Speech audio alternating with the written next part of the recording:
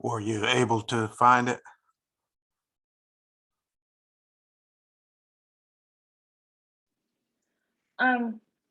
My computer is being stupid, so I'm just trying to, but I'm sure it'll be fine. I'm gonna just, don't wait on my account. Yeah. Yeah, well, we're just gonna run through this. You'll have plenty of time to study it on your own, but as I said, my lectures are mainly going to be on the stuff that's crucial, very important, and stuff that you'll get test questions on. I would like for y'all to keep working on the Cengage Mind Tap on your own time there. Before I get started, are there any questions about anything?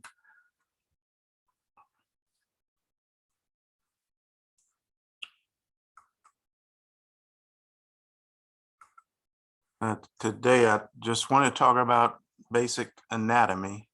Anatomy can be very complex if you go into detail, but that's not the purpose of this course, to go into detail. The purpose is to get a general understanding.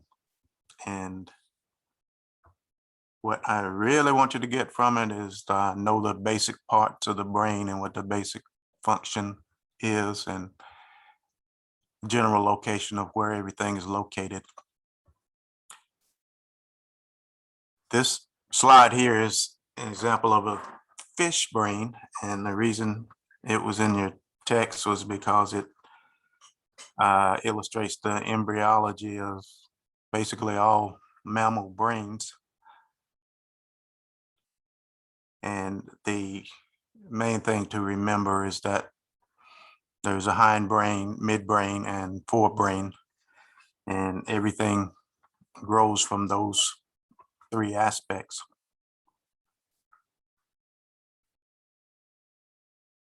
The hindbrain and forebrain are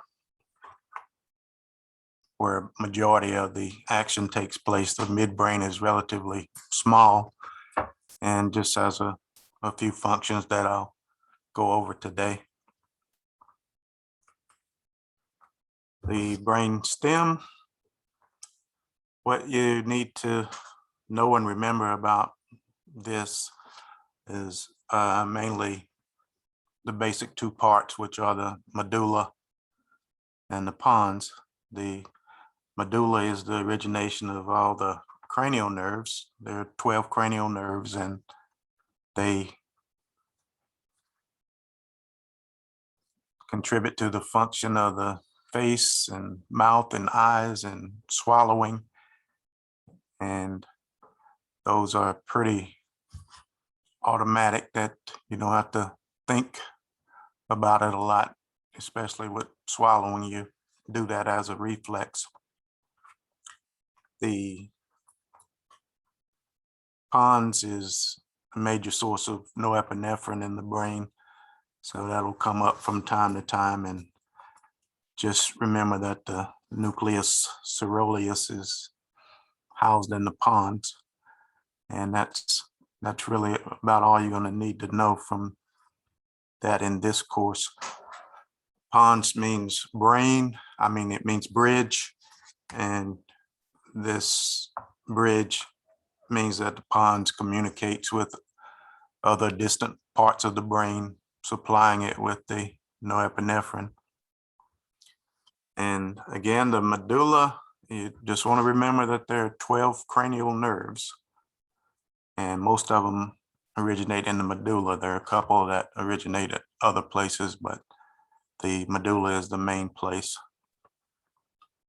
And that clinically means that if a person has a stroke and it affects the medulla, then they really won't have any sensation of movement in their face in that region, and they won't be able to regulate their breathing or heart rate. So that's usually a bad sign if a person has a stroke in that region, because the automatic functions are no longer working. So they could be placed on a respirator, but they'd probably be brain dead. So that's a real bad sign there.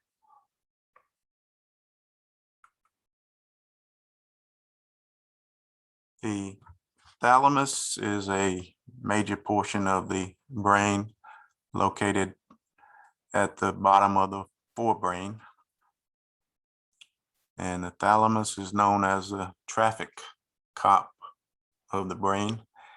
And by saying that, I mean that everything that enters into the brain has to go through the thalamus. And this slide here basically just illustrates that the thalamus has pathways to the frontal region, the parietal region, and the occipital and temporal region. So that's the main thing you want to remember about the thalamus, is that everything, all the information that comes into the brain has to pass through there. And that's very important in functions such as consciousness, sleep, and staying alert. Okay, that's very simplified, but that's where you want to start at getting to know things. The limbic system is known as the emotional region of the brain, and this is where emotions such as fear and anger originate. And if somebody's limbic system is overactive, then it may be somebody that's not able to control their temper, or they may be afraid when there's no reason to be afraid. The major players here are the amygdala.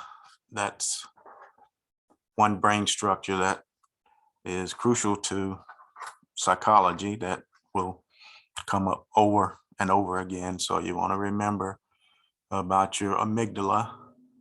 And the other component that's very important is the hippocampus. And when you think of hippocampus, always think of memory. That's where memories are stored. So during periods of evolution, when survival was the main function of the brain, the hippocampus would store memories of bad things that have happened in the past or danger, and it would be signaled by the amygdala, which filters what we should be afraid of and what we shouldn't be afraid of. So someone with a severe anxiety disorder, their amygdala is out of control and it's constantly firing, and they're constantly afraid, most of the time for no reason. And of course, the thalamus and the hypothalamus is also part of this limbic system. Hypothalamus is important because it has a hormonal connection with the adrenal glands and causes them to release norepinephrine or cortisol, which are the stress hormones. So that's something that's important that you want to remember. But that's the basics of the limbic system. Basal ganglia. If the basal ganglia is what is not functioning when a person develops Parkinson's disease, and that's because the dopamine producing cells die in another region of the brain known as the substantia nigra. But the basal ganglia is important for initiating voluntary movement and regulating what habitual behaviors people have. If a person has obsessive-compulsive disorder, it means that they keep thinking the same thought over and over, and they keep doing the same behavior over and over for no reason. That means that there's an abnormality in this region of the brain, and it's not regulating that behavior. So therefore, they keep repeating the same behaviors. This region of the brain would be very important for, say, an athlete, a basketball player that does the same movements over and over.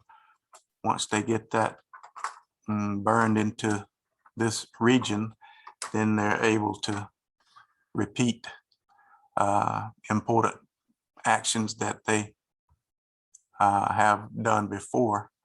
And by practicing, that's how an athlete gets better and better at whatever their sport is. It also is important in eye movement, cognition, and has some effect on emotions. But what you want to remember about the basal ganglia is the thalamus and the amygdala. Those are the major players there.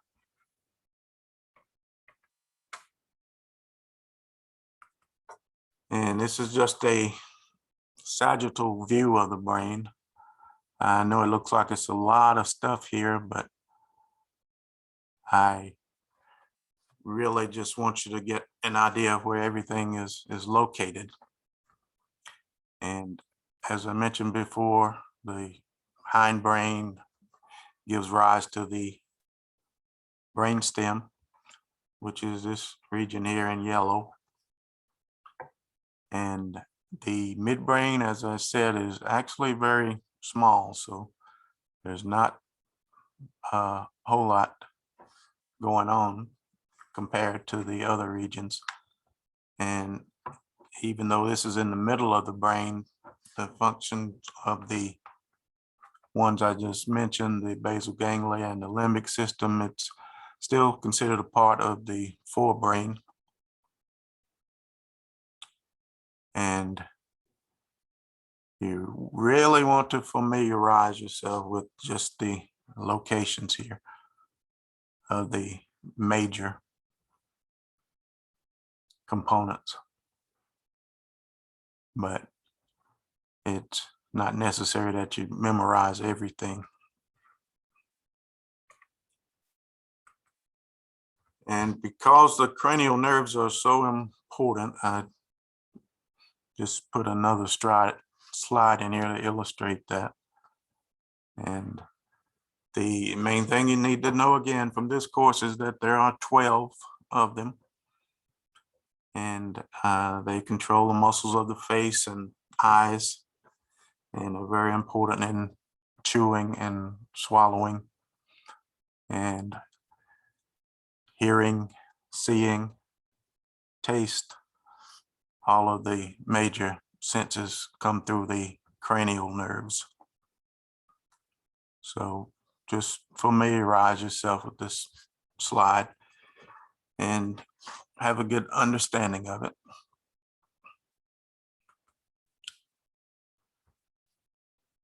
The cerebral cortex is the most important part of the forebrain. And there are 4 major lobes to the cerebral cortex. The frontal lobe, what you associate with it is executive function. That means that it oversees the rest of the brain, and the rest of the brain kind of has to have everything approved by the frontal lobes before it can do what it wants to do. So it's like a consultant to the other parts of the brain. And that's really where most of a person's judgment and intellect comes from, is that frontal lobe. The parietal lobe has a somatosensory strip right around the front of it, and it has a map of the whole body. And it's really for interacting with the outer environment, and it keeps track of whatever the person is coming in contact with. So it's mainly sensory, And that's mainly what you want to remember about the parietal lobe, is that it processes sensory information and it maps the entire body. The temporal lobe is mainly important in memory. That's where the hippocampus is located, and hearing also. There are a couple of things that are interesting. The Broca's area and the Wernicke's area are located in the temporal and the frontal lobes, but I'll talk a little more about that later. The occipital lobe, what you associate with it is anything to do with vision.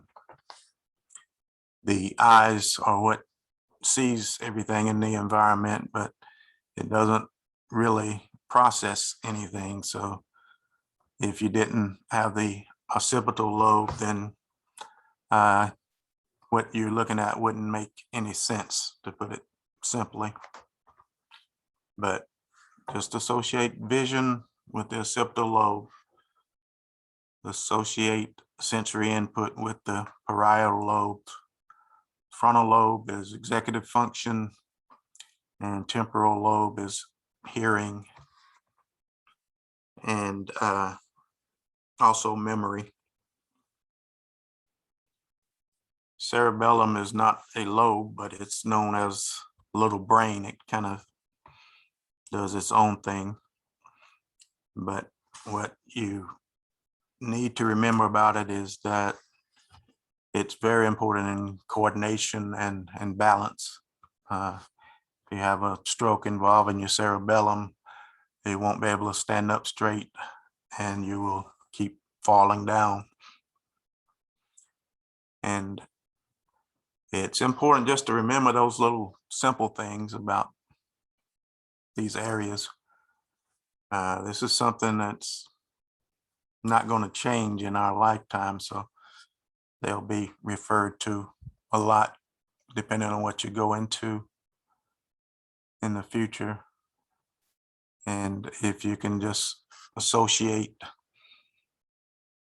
a simple function there, then you're in good shape. You're not expected to know the deep details. There are people that do that, but unless you're going into medicine and going to be a neurosurgeon or neurology, there's really no reason for that. Again, the basis of this course is just it's an introduction to the brain and to have a general understanding of how the brain works. Okay. And this is just a slide to illustrate the cerebral cortex again, and what is important there. Basically, it's the same things I just went over, the four lobes: the frontal, the parietal, the occipital, and the temporal. And as I mentioned before, the somatosensory cortex is part of the parietal lobe, and that is what connects us with the external world. The motor cortex is part of the frontal lobe, and that is where the cortex oversees what the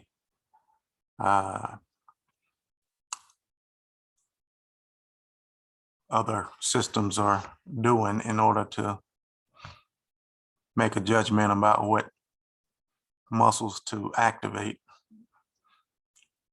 So the basal ganglia was what I was trying to think of. It initiates the movement, but the cortex can override that if it thinks it's not appropriate.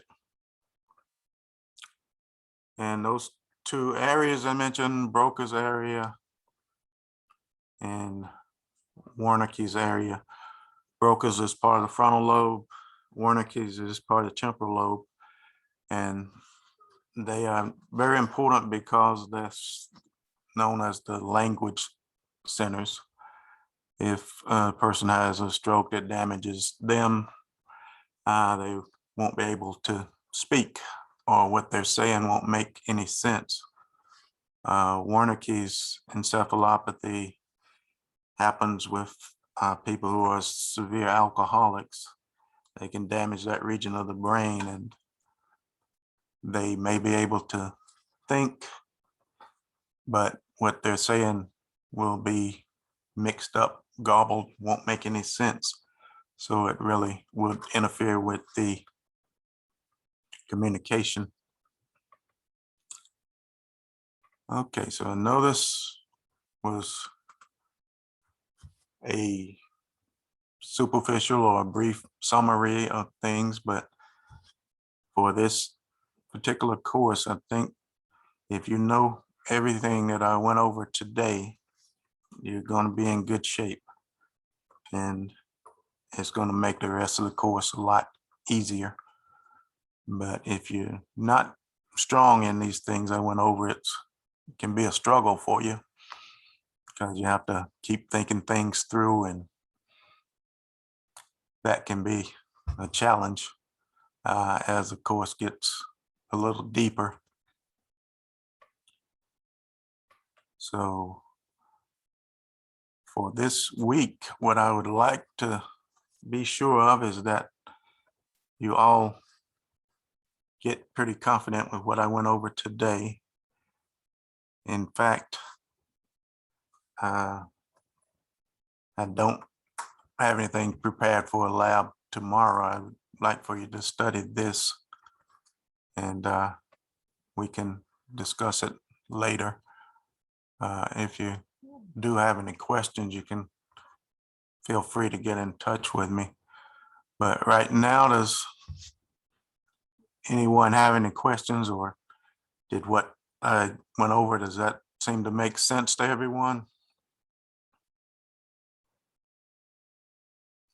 I don't expect you to know it all right now, but I wanted to give you a guideline of what you do need to know.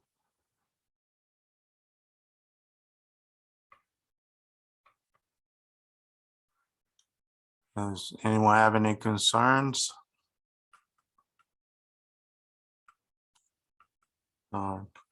Let me know where you are. You feel like you're gonna learn this? Yeah. Yeah. As I said before, whatever I test you on will just be these short lectures here.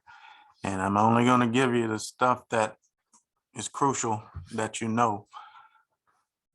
This course, as you know, could go into a lot of what they call esoterics, of stuff that you probably won't use anymore, or that you may not see the relevance of, but everything I give you to learn is going to be relevant in the future in some way. Even if you don't go into a science field, it's kind of good to know how the brain works and understand that there is a logic behind it, and understand why we are the dominant species on Earth, and that reason is because of that cerebral cortex. It's just a thin layer on the surface of the brain, the forebrain that is, but that's where we differ from the lower animals. Many of them, most of them don't have that executive function, and most of them aren't able to talk and communicate in the same ways that we do. And it's all related on the brain development there. So again, what I would like for you to do is just study this material here and study what we did Tuesday, and use your time tomorrow to do that. And I'll have something ready for you Tuesday to go over.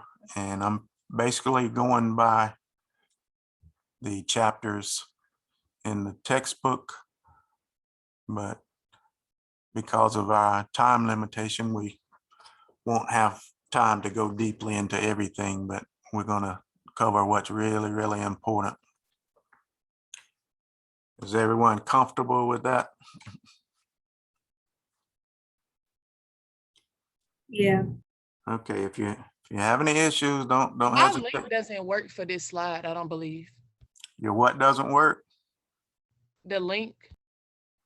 Okay, which one Go are to you? modules, and then it'll be like, it'll say, what is the name of this one? Okay, well, we need to get that straight now. Let's see.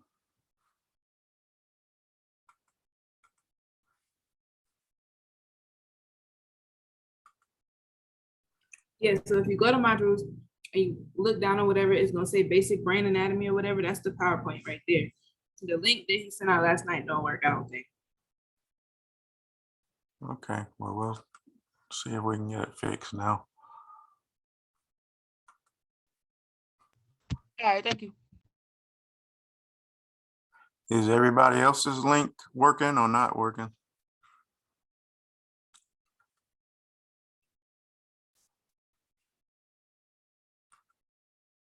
Okay.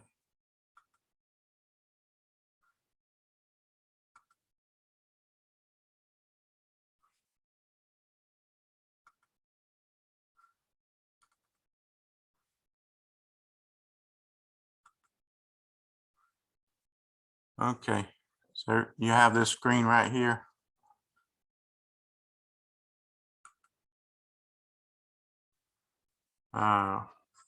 Can you go into modules and